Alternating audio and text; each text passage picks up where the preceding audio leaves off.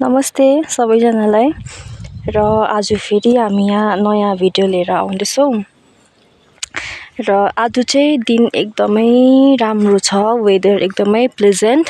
Almost 1 week जति भयो दिनले साथ दिएको र यही दिनले साथ दिएको बेलामा नै हाम्रो चाहिँ यहाँ एकदमै धमाधम आलु खुनाइ पनि स्टार्ट भयो।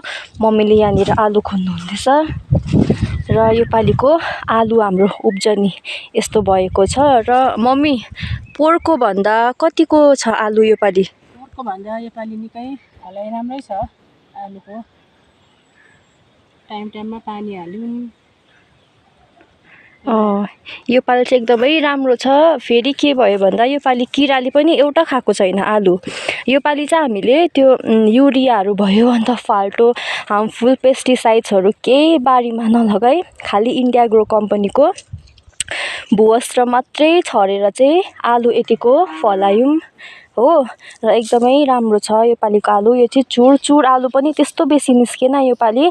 अझै पहिला अस्तितिर घाम नलागेर त्यस्तो बढ्नु पाएन आलु, तर पनि यतिको त राम्रै फलेको छ।